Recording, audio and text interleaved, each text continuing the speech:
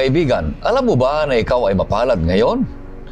Mapalad ka sapagkat ikaw ay kasama namin dito sa oras ng pag-aaral. Ito ay isang pag-aaral sa salita ng Panginoong Diyos na magbibigay sa iyo ng kaalaman tungkol sa Kanya at kung sino siya sa iyong buhay. Magbibigay ito sa iyo ng kagalakan sa iyong puso habang naglilingkod sa Kanyang banal na gawain at naghihintay sa malapit na Kanyang pagdating. Ito po ang iyong lingkod, Pastor Ray Urbi, bilang facilitator sa ating pag-aaral sa oras na ito.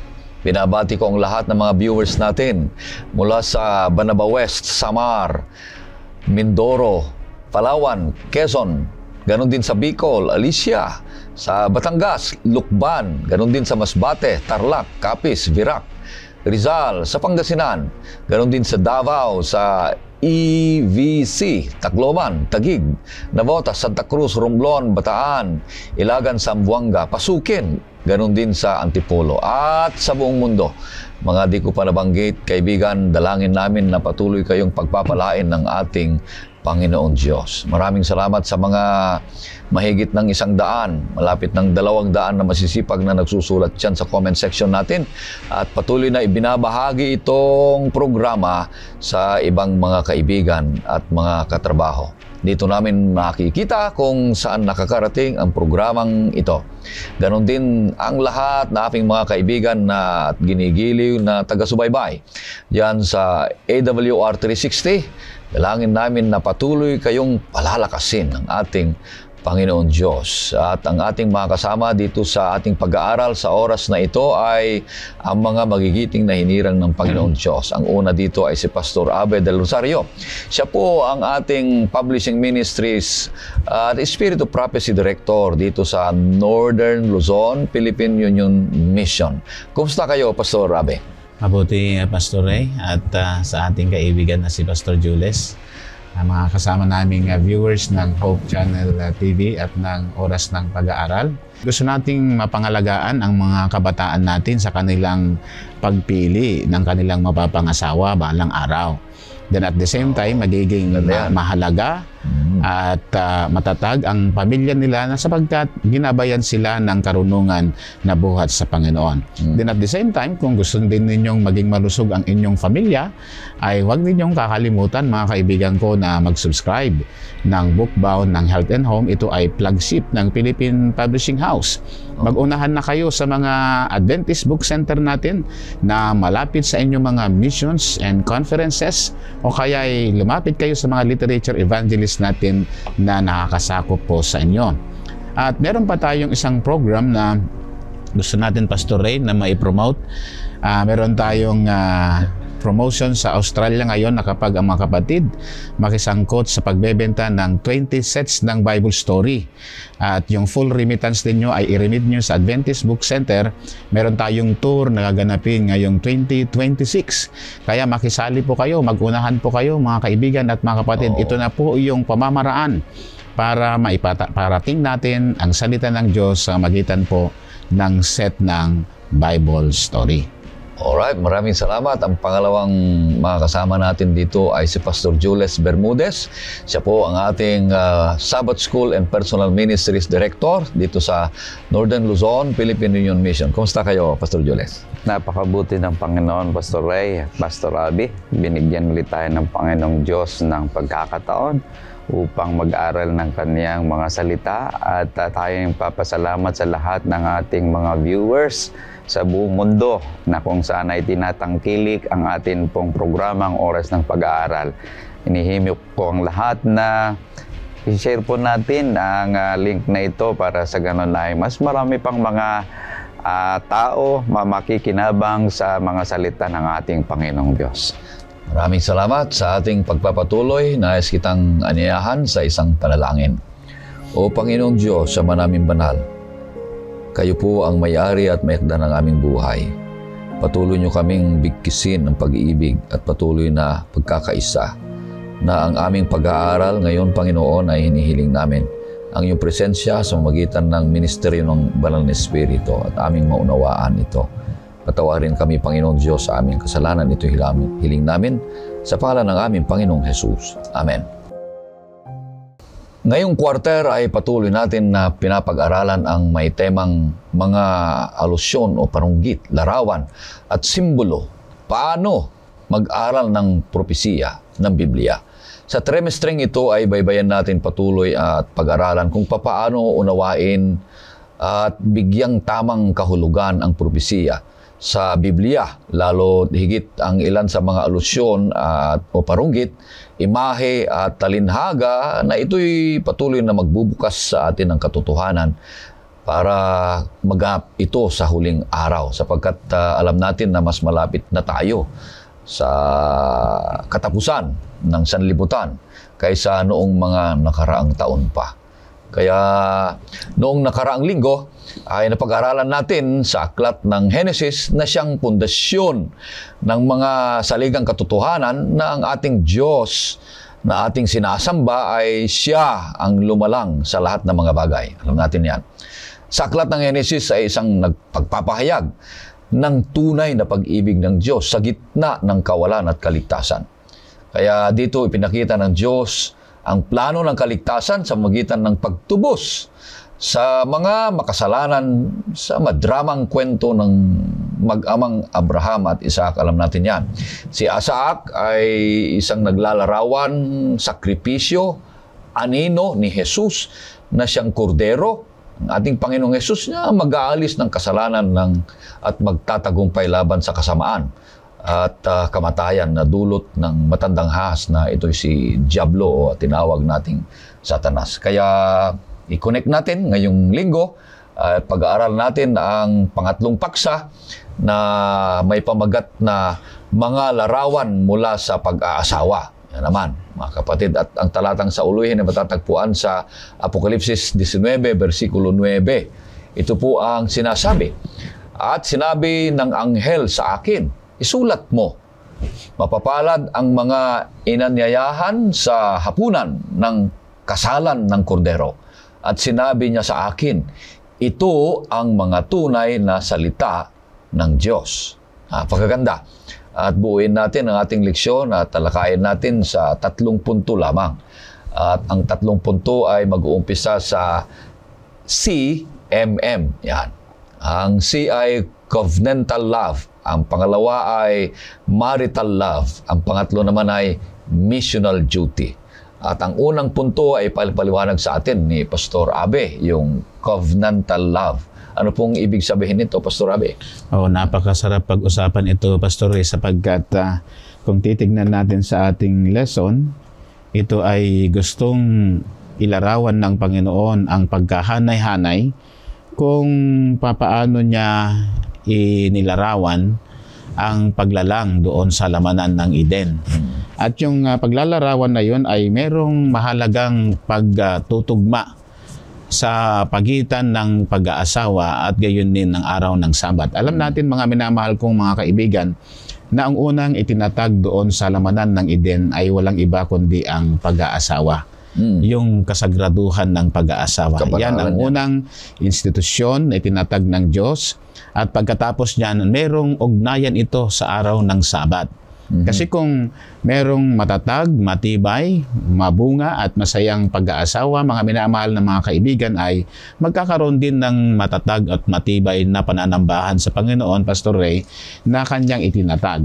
At ang pinakamahalaga po dito ay ipinapakita ng Diyos na ito'y larawan na nagpapakita na merong magandang ugnayan, Pastor Ray, ang Diyos at ang pamilya, na ito'y makikita sa kasagraduhan ng pag-aasawa.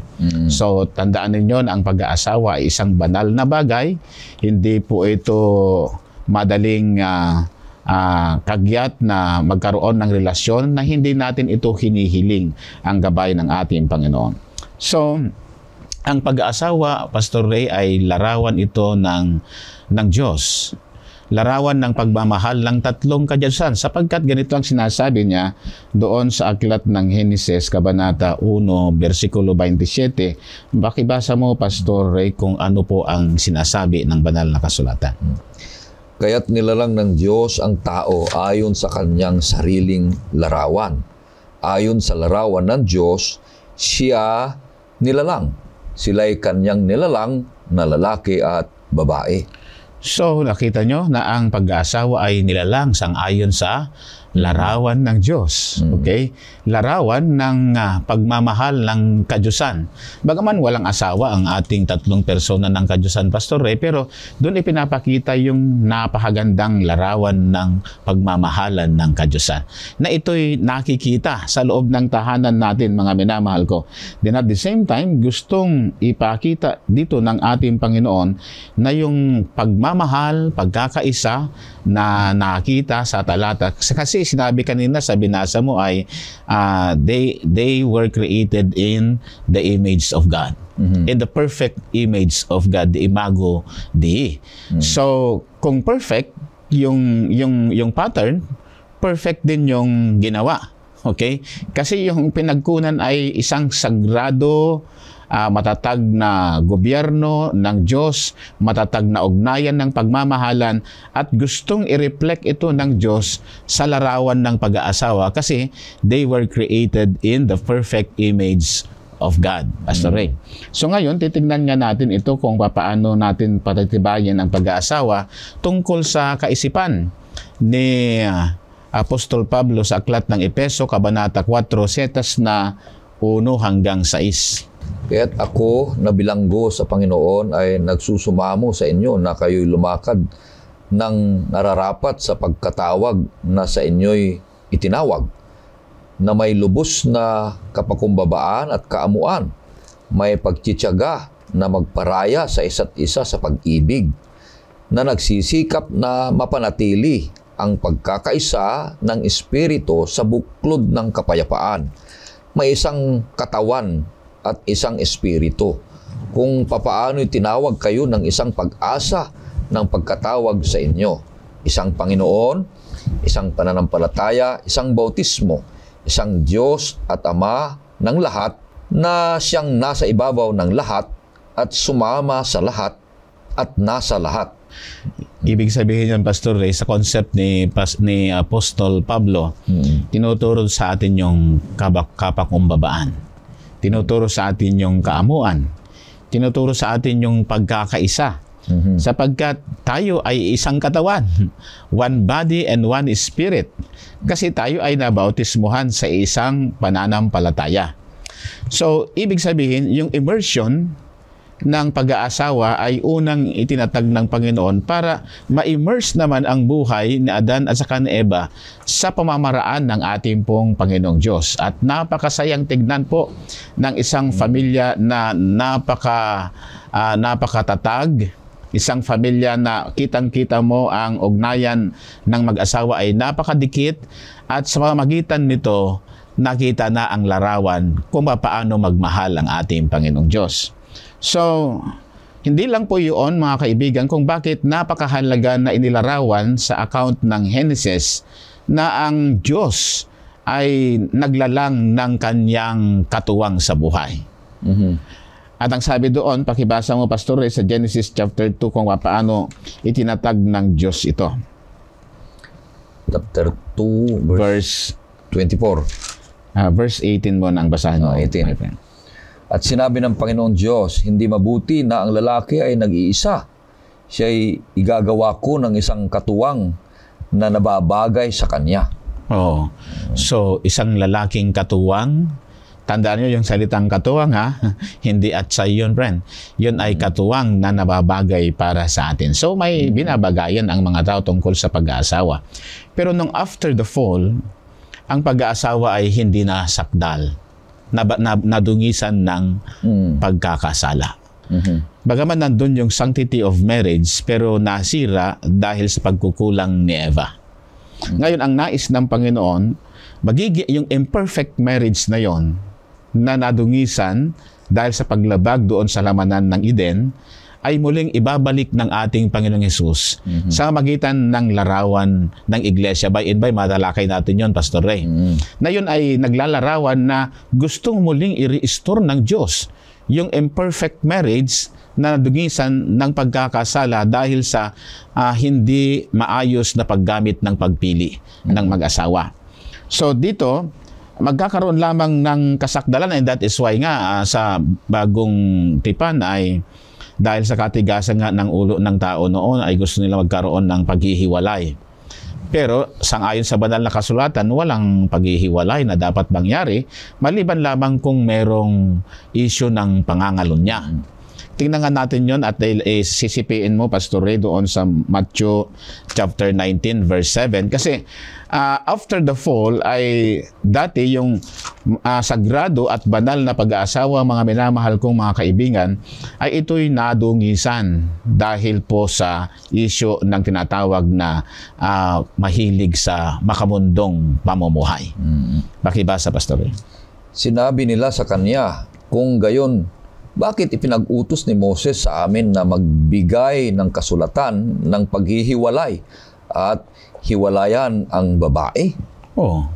Nakita niyo yung issue of certificate, ano? Nasira na yung sinalita ng Panginoon na sila ay image ng Diyos at yung babae at lalaki ay magkatuwang sila sa buhay. Ginamit kasi yung like and before sa terminology ng Hebrew language. Yung babae, yung lalaki ay magkatulad sila, magkatuwang sila. At sila ay tatayong magkaparehas sa harapan ng ating Panginoon. Kaya lalaki at babae ay sila'y nilikha ng Diyos.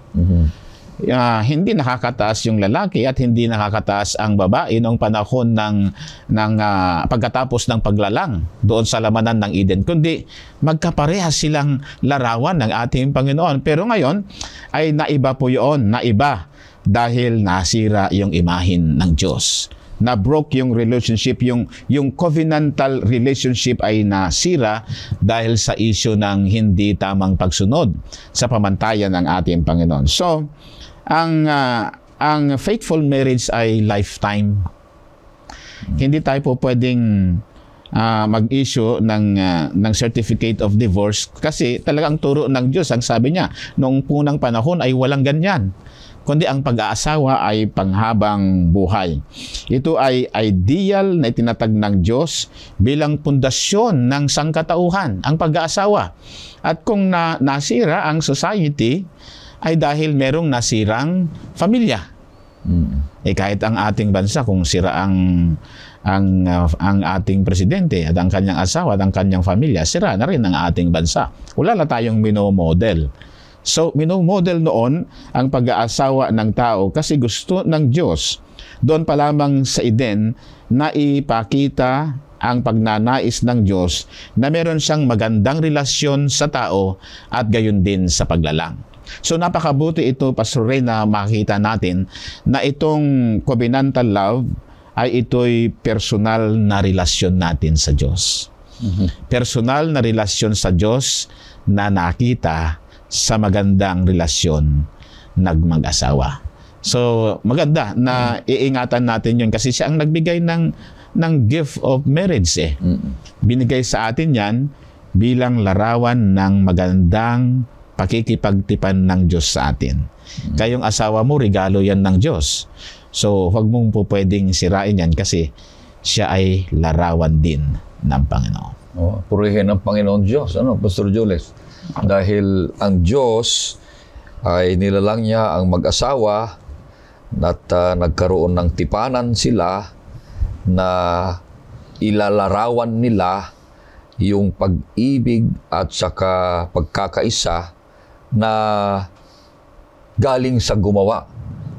So kung papaano ang Trinity o ang Diyos na nagkakaisa sa pag-ibig at saka pagkakaisa ay ganoon din sana rin ang ilalarawan nila. Yung mag-asawa. Yung mag-asawa. Yeah. Yung pag-ibig at pagkakaisa ng bawat isa. Ganoon pa man, pumasok ang kasalanan dahil sa adultery. Di nasira. Ganoon pa man, sabi mo, dumating si Kristo at nilarawan na ni Jesus na ang kanyang nagiging asawa ay ang kanyang iglesia. Ngunit ganun pa man ay hindi na perfect ito. Ngunit si Kristo ay perfect na asawa. Yung iglesia ay imperfect na asawa. Ganun din ang mag-asawa ngayon. Hindi sila perfect. Yeah. Ganun pa man, ang Diyos na nakitipan sa atin ay perfect. Yeah. Matuwid. at banal. Tayo naman na sumusunod sa tipanan ay may mga pagkukulang, ngunit ang Diyos na nakitipan sa atin, patuloy na nagpapakita ng pagmamahal. Kahit nagkukulang tayo, kahit nagkakasala tayo, ay patuloy na ang Diyos ay inilalarawan niya yung pagkakaisa at pagmamahalan ng Diyos na gusto niyang maranasan ng bawat isa sa atin. Inilarawan niya sa mag-asawa, ano, Pastor? Pastor Ray, napakaganda yung binanggit kanina ni Pastor Abe. Dahil sa panahong ito, ang akala ng tao, solusyon sa kanilang pagsasama, pag mayroon ng hindi pagkaintindihan, ay hiwalayan. Yun yung kanilang sinasabi. Ngunit kung tayo babalik doon sa pinabasa kanina ni Pastor Abe sa Matthew 19. Pakibasa nga uli, Pastor Ray, particularly verses 7 and 8 sa Matthew 19, 7 and 8. Sinabi nila sa kanya, kung gayon, bakit pinag-utos ni Moses sa amin na magbigay ng kasulatan ng paghihiwalay at hiwalayan ang babae? Sinabi niya sa kanila, dahil sa katigasan ng iyong puso ay ipinahintulot sa inyo ni Moses na inyong hiwalayan ang inyong mga asawang babae. Ngunit buhat sa pasimula ay hindi gayon. May gusto kong punto na parating dito sa ating mga nakikinig sa atin at nanonood. Yung mga paresyo, ang sabi nila, iniutos, God commands sa verse 7. Pero ang sabi ng ating Panginoong Hesus ay God permits. Magkaiba yun eh.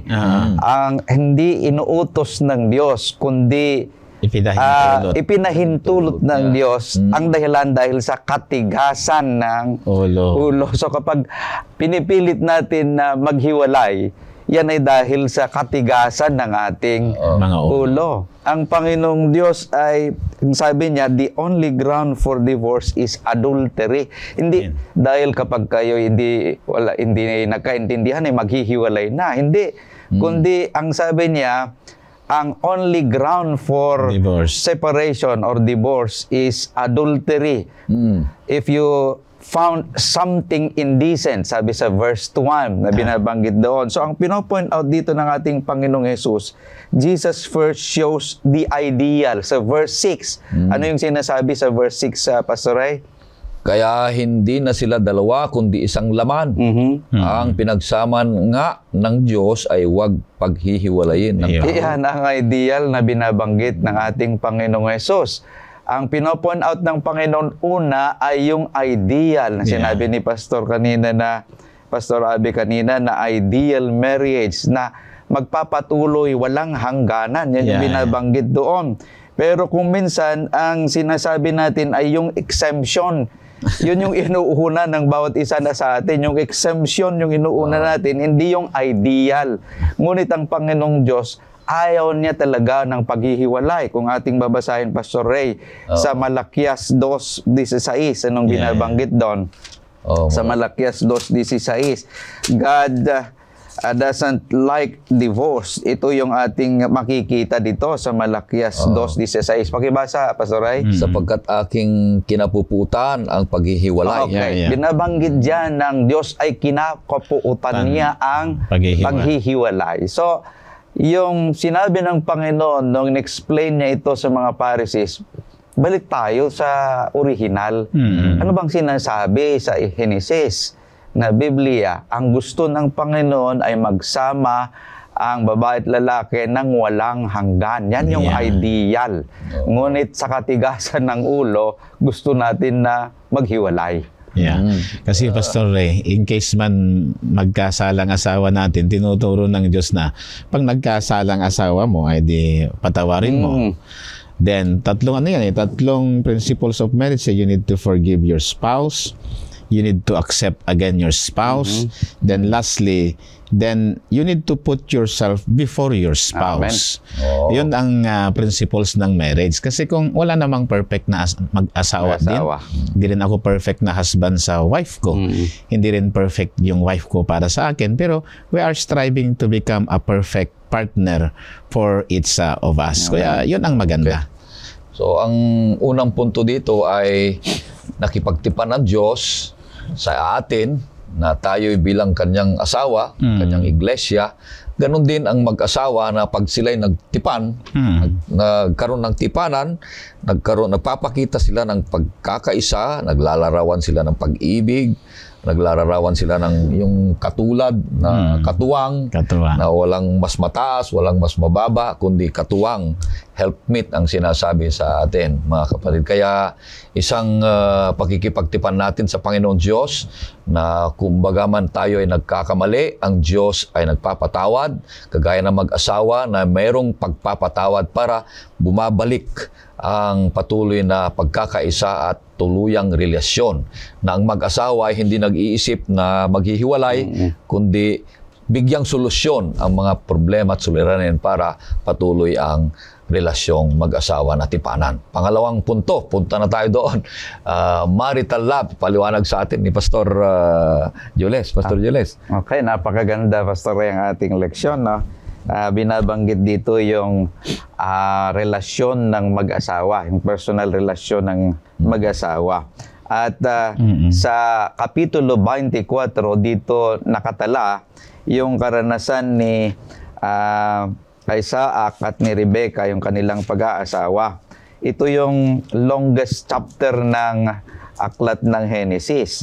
At dito makikita natin, naglalaman dito yung lesson na tungkol sa presensya ng ating Panginoong Diyos doon sa paglalarawan ng pag-aasawa ni Isaac at ni Rebecca. Binanggit din dito, Pastor Ray, yung Yahweh na kung saan hindi naman nagsalita sa chapter 24 pero 17 times na ginamit yung salitang Yahweh. At another keyword dito sa Genesis 24 is yung verb na go, o sa Hebrew ay halak. Ang ibig sabihin nito ay to go, to walk, or to travel. At 17 times din na binanggit, at out of this 17 times na binanggit ay ginamit 7 times patungkol kay Rebecca. Okay. Ating titingnan na kung saan itong word na go or halak ay ginamit din doon sa Genesis chapter 12 na kung saan ito yung nag-initiate kay Abraham nung tinawag siya ng Panginoong Diyos na aalis mula sa kanyang lugar at pupunta sa lugar na pagdadalhan sa kanya ng ating Panginoong Diyos. At dito ating makikita na si Rebecca is understood as the second Abraham. Dahil ginahya niya rin kung paano si Abraham na tumugon sa panawagan ng Panginoong Diyos na siya ay aalis. Yung salita dito na go, o I will go. So, ating titingnan ngayon dahil sa buong chapter 24, yung general idea nito ay marriage is the place of God's presence. Pangalawa, marriage is the place of God's salvation.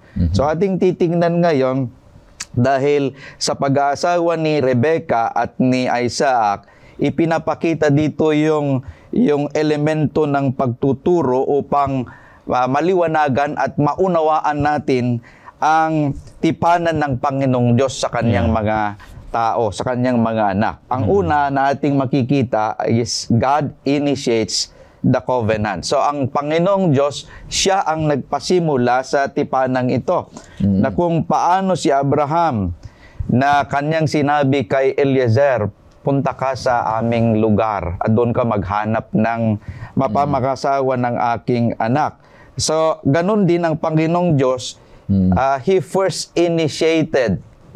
Ang Panginoong Diyos ay sinabi dito, is the one who takes the first move toward His people, His bride. Hindi hinintay ng Panginoong Diyos na tayo ay magiging mabuti para mahalin niya, kundi ang Panginoong Diyos, mihinahal na niya tayo nung tayo makasalanan pa lamang. So God takes the initiative. Yun yung ating makikita dito. Pangalawa, kahit na ganon, ang Panginoong Diyos hindi niya pinipilit yung kanyang tipanan sa atin. Binigbigyan niya tayo ng kalayaan na pumili, na kagaya ng sinabi ni Eliezer sa chapter 24 verse 5. Pakibasa nga, Pastor Ray. 5, sinabi sa kanya ng alipin, sakaling hindi pumayag ang babae na sumama sa akin sa lupaing ito, dapat ko bang ibalik ang anak mo sa lupaing pinanggalingan mo? So, diyan, binibigyan tayo ng isang kaisipan na kung saan ang Diyos, ang kanyang tipanan, ay hindi tayo pinipilit, kundi pinapabayaan niya tayo na pumili kung gusto natin. Ganon din sa babae na si Rebecca, paano kung hindi siya susunod? So, binibigyan siya ng pagkakataon na pumili. So, yun ang ating unang makikita. Pangalawa, itong response ng bride. Ano yung tugon ng bride? Pakibasa nga, Pastor Ray, sa Genesis chapter 24, verse 58. At kanilang ang tinawag si Rebecca at kanilang sinabi sa kanya, sasama ka ba sa lalaking ito? At sinabi niya, sasama ako. Okay, napakaganda yung response ni Rebecca. One word lang ang ginamit sa Hebrew. Sa Hebrew ay ginamit yung salitang elect. Pero translate na sa Tagalog na sasama ako. Sa English ay I will go. Ito yung ating response din sa pagtawag sa atin ng Panginoong Diyos kung tayo'y makikibahagi. I will go. I will go. So ito yung response ni Rebecca. Yung consultation kay Rebecca ay very striking kasi sa tradisyon ng mga Hebro ay hindi binibigyan ng mga babae na pagkakataon na mamili. Kundi ang kanila lamang tugon ay yes or no. Yun lang ang tugon. Hindi ka na bibigyan ng pagkakataon na mamimili. Ito yung ginagawa nung una na yun na lamang mga magulang ang nag-uusap, yung parental love ba, na sila lamang ang mag-uusap. Pero dito, ating makikita, sa case na ito na si Rebecca ay binigyan siya ng pagkakataon. Amen. At saka atin ring makikita na yung response ni Rebecca ay ganon din yung response ni Abraham, Patriarch Abraham, na naging balayan bang tawag? Ay, balayan? Katuga. Manugang. Manugang. Balay. Balay niya. Balay. Okay. Ating babasahin, Pastor Ray, sa chapter 12 ng Genesis, verse 4, kung anong sinasabi doon. Kaya't umalis si Abraham ayon sa sinabi sa kanya ng Panginoon, at si Lot ay sumama sa kanya. Si Abraham ay may 75 taon gulang nang umalis siya sa Haran. Okay. Yung salitang ginamit dyan ay departed. Departed. Doon sa kay Rebecca ay ginamit yung salita na I will go. Pero kay Rebecca sa Hebrew ay elect. Doon naman kay Abraham ay Wayelek. So yun yung ginamit na salita. Ang ibig sabihin nito, yung steps na ginawa ni Abraham ay ginaya ni Rebecca. Kanya sinasabi natin kanina na si Rebecca ay second Abraham. Dahil ginaya niya kung ano yung ginawa ng kaniyang father-in-law. Yung father-in-law niya. Yun yung ating magkikita na response ni Rebecca. Pangatlo rito, Pastor Ray, makikita natin yung part of prayer. Doon sa pag-aasawa ay meron talagang part ng prayer. Kung babasahin natin sa Genesis 24, 12 to 14, anong binabanggit dito, Pastor Ray? At kanyang sinabi, O Panginoon Diyos ng aking Panginoong si Abraham, hinihiling ko sa inyong pagkalooban mo ako ng tagumpay ngayon, at ikaw ay magmagandang loob sa aking Panginoon si Abraham. Ako'y nakatayo sa tabi ng balon ng tubig, at ang mga anak ng babae ng mga tao sa bayan ay darating upang umigib ng tubig. At mangyari na ang dalagang aking pagsabihan, pakibaba mo ang iyong banga upang ako'y makainom. At kanyang sasabihin, uminom ka, at painumin ko pati ang iyong mga kamelyo, at siyang pinili mo para sa iyong lingkod na si Isaac. At sa ganito ay malalaman kong nagpakita ka ng tapat na pag-ibig sa aking Panginoon. So napakahalaga, Pastor Ray, yung binabanggit dyan na part of prayer. Sa pag-aasawa talaga, kailangan yung panalangin. Yeah.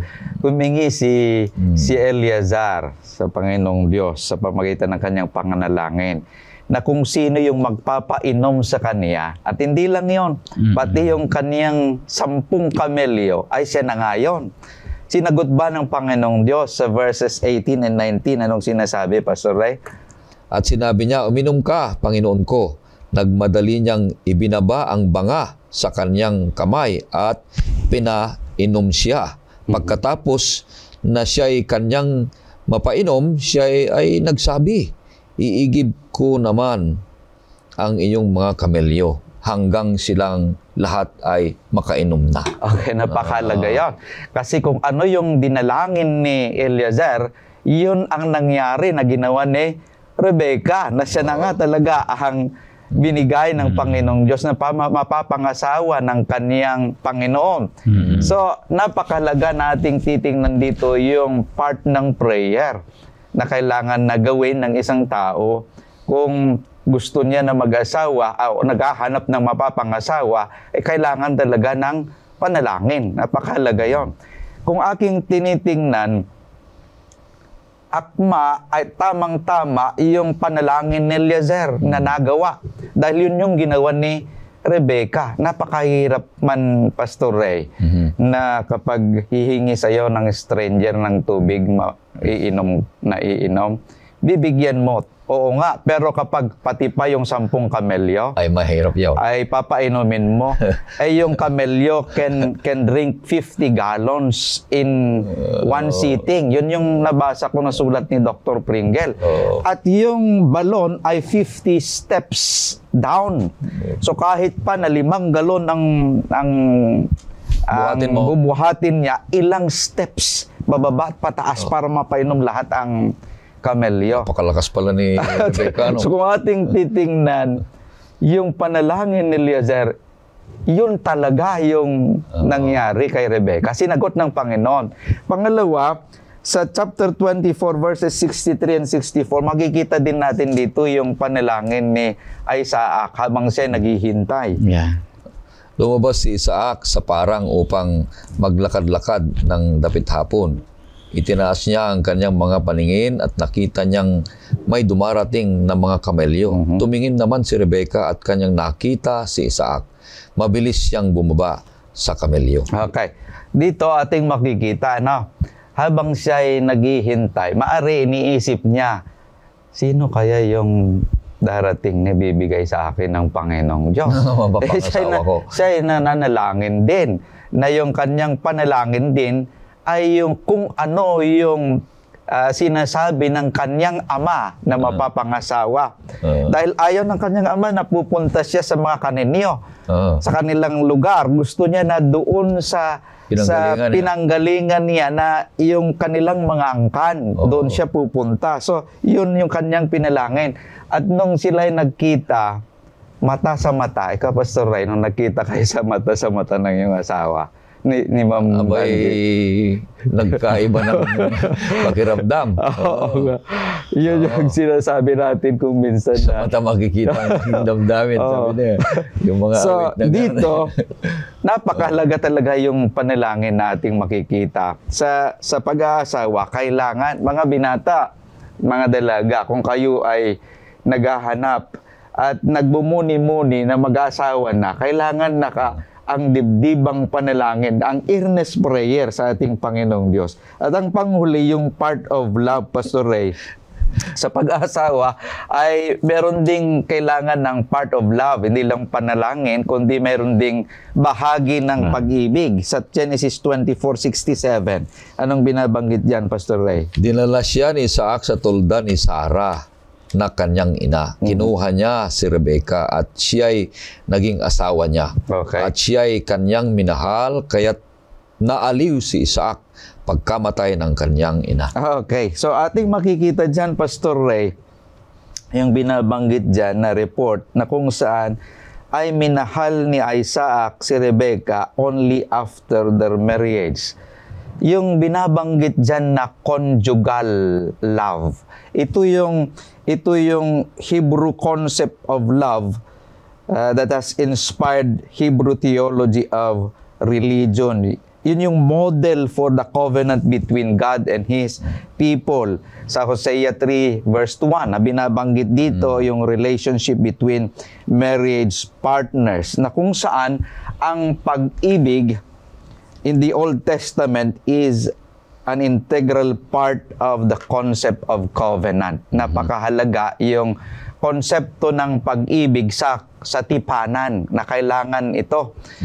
Kasi ito yung makikita natin na kung saan yung pag-ibig ng Diyos ay siyang nagbibigay ng malakas na binding dun sa tipanan dahil sa pag-ibig. Kanya nga, kung ating titingnan, Pastor Ray, when God calls for human to love Him, He is not only referring to a momentary love, kundi ito'y pag-ibig na walang hanggan. To love Him na hanggang sa wakas. Yun yung binabanggit sa chapter 6 verses 5 to 9, na ang pag-ibig ng ating Panginoong Diyos kapag tayo tinawag na inibig ay kailangan na walang hanggan. Pag-ibig na walang hanggan. Kaya maraming salamat, napakaganda yung pangalawa. At ang pangatlo, pupunta na tayo sa pangatlo, Pastor Abe, missional duty. Anong ibig sabihin nito?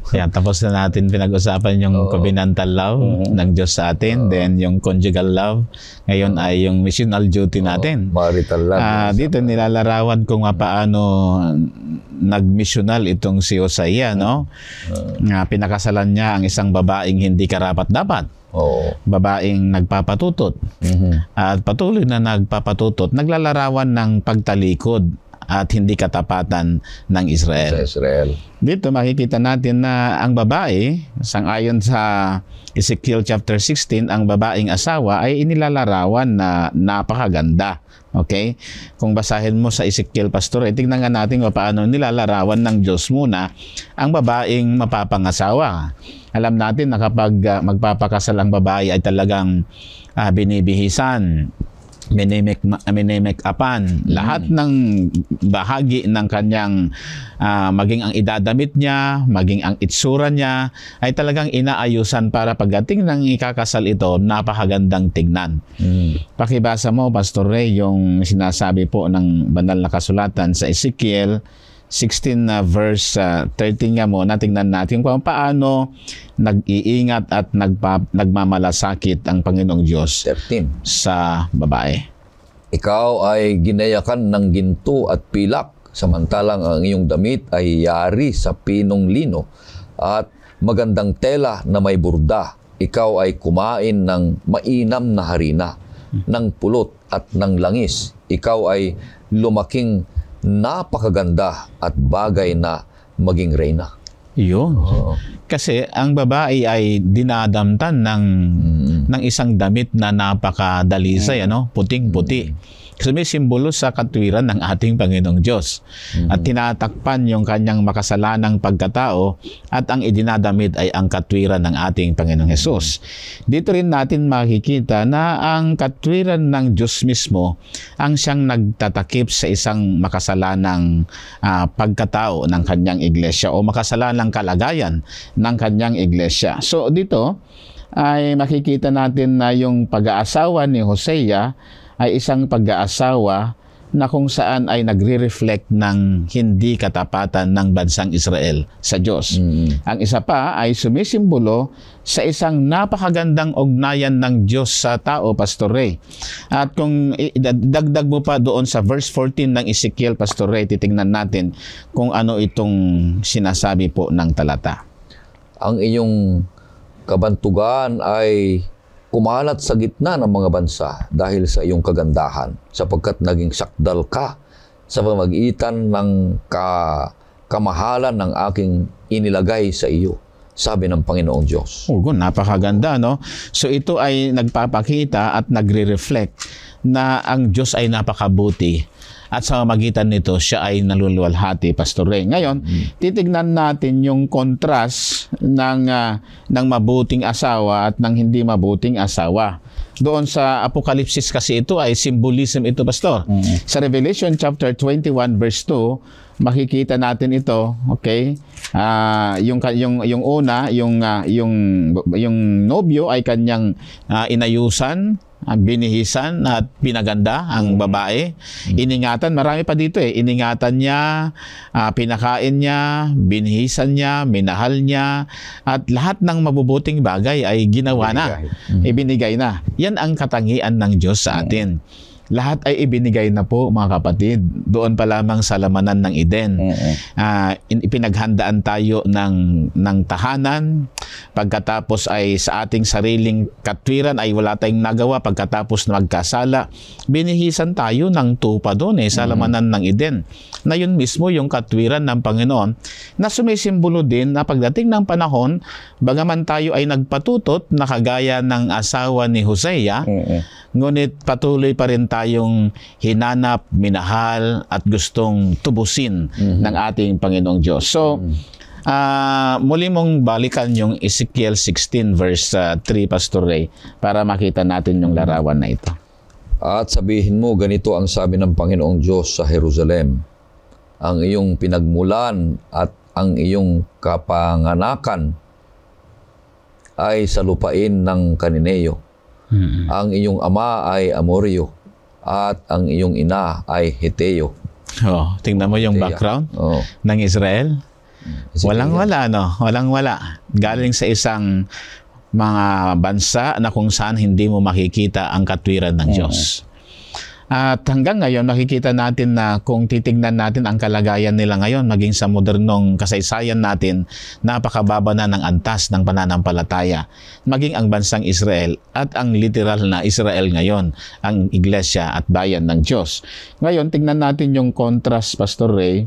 Basahin mo muna yung 21 ng Apocalypse verse 2, then ikukumpara natin sa Revelation 19 verse 2. At nakita ko ang banal na lungsod, ang bagong Jerusalem na bumaba mula sa langit buhat sa Diyos, na nakahanda na gaya ng isang babaeng ikakasal na nagagayakan para sa kanyang asawa. Oo.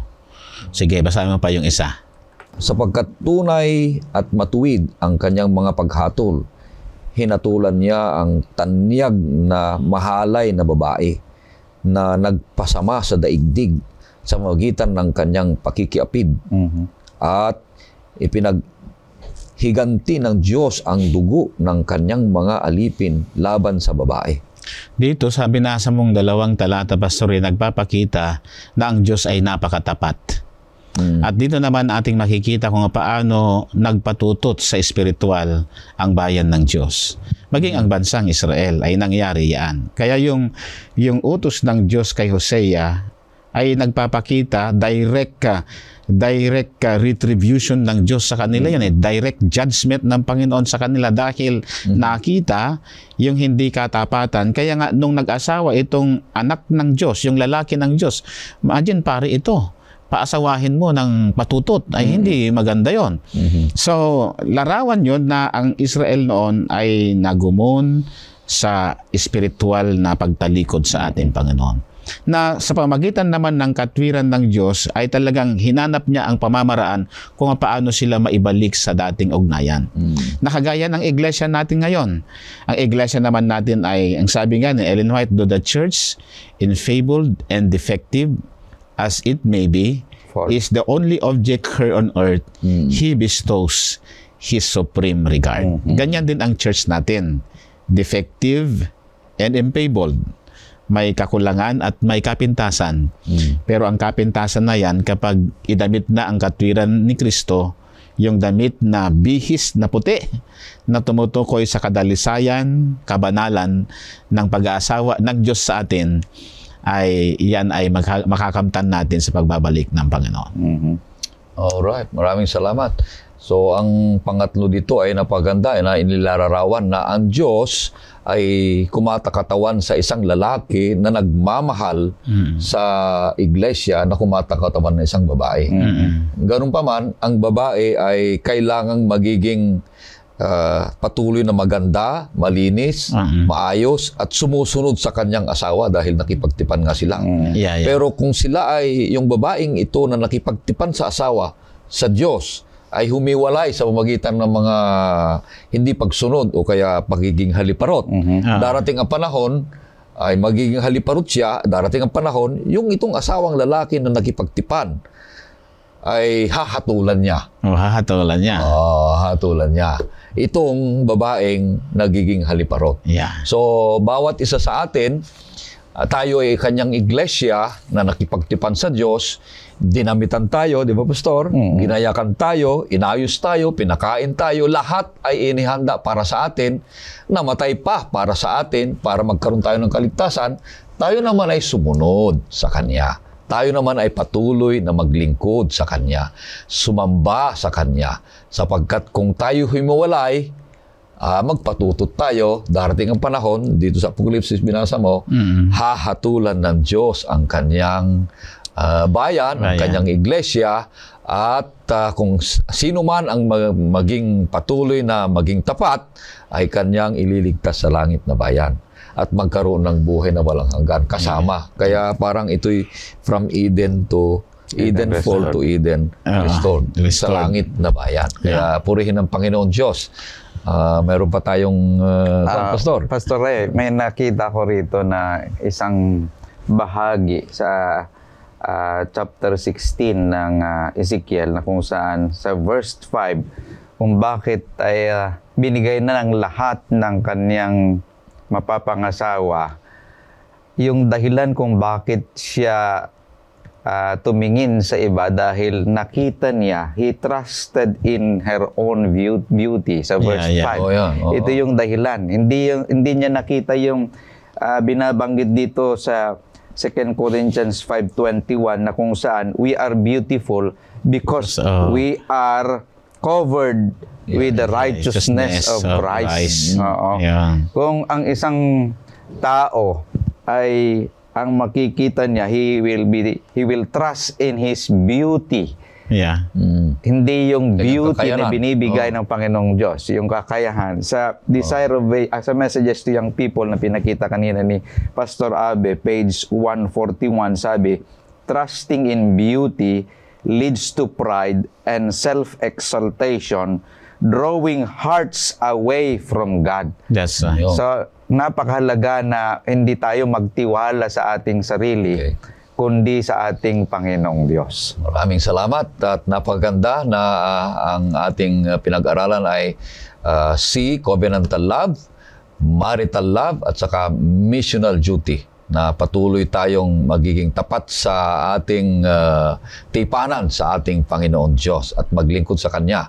I will go. Sinabi doon ay tayo'y sasama, makibahagi sa Kanyang gawain dahil sa Kanyang pagdating ay iuwi tayo sa langit na bayan.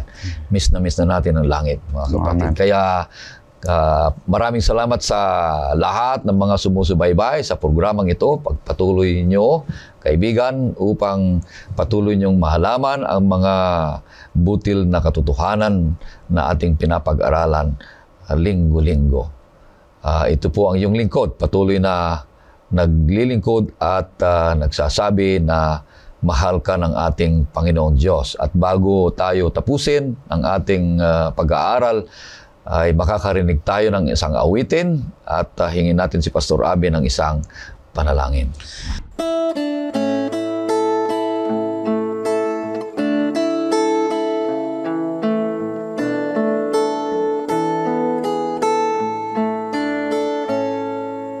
There is a love that you should hope for, a love that will bring peace and will joy. There is a love that you should cherish, a love that is never ever selfish, a kind of love that will surely endure, is consist of a man, a woman, and our dear Lord.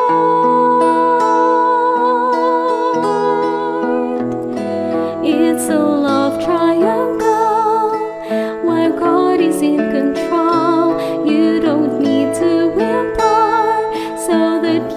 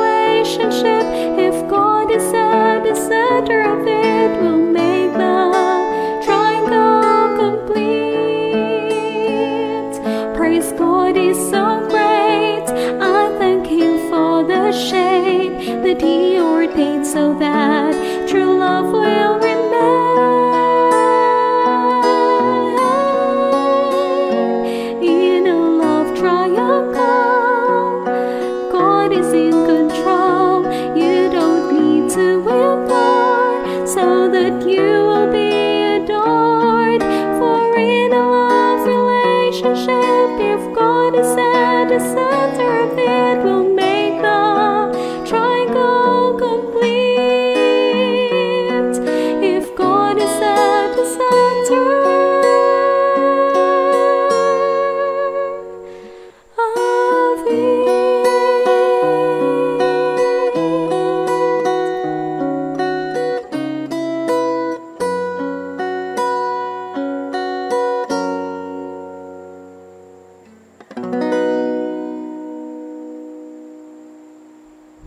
Pastor Abe. Manalangin tayo, mga kapatid. Dakila naming Panginoong Diyos, nakita namin ang larawan ng pag-aasawa sa halamanan ng Eden na nangyari din po sa kapanahunan ng Lumang Tipan. Inyo pong ipinauunawa sa amin, Panginoon, na kayo ang nag-initiate ng magandang relasyon sa pamamagitan po ng pagkakaloob ng mga asawang ipinagkaloob ninyo sa amin. Tulungan ninyo kaming mapangalagaan ang kasagraduhan ng pag-aasawa na ito'y hindi lang makita sa aming pamilya, kundi makita din sa loob ng inyong iglesia. Naniniwala kami na pagdating ng panahon, ang mga simbolismong ito ay aming makakamtan sa malalhating pagbabalik ng aming Panginoon kapag kami kanyang dadalhin na bilang mga asawang binanal, tinubos, at aarugain, kakalingain, at mamahalin pagdating dyan sa langit na bayan. Salamat sa larawang ito, Panginoon, ng labis na pagmamalasakit at pagmamahal ninyo sa amin, nakagaya ng pagmamahal din ninyo sa mga viewers namin.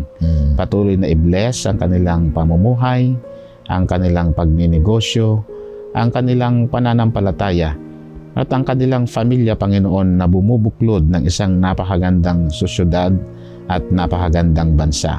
At dyan sa langit, O Panginoon, lahat ng mga bansa ay pupuri at sasamba sa inyo dahil kayo ang unang nagmahal sa amin. Dinadalangin namin ito at hinihiling sa pangalan ng aming Panginoong Jesus. Amen. Purihin ang Panginoon Diyos, patuloy kang susubaybay sa programang Oras ng Pag-aaral.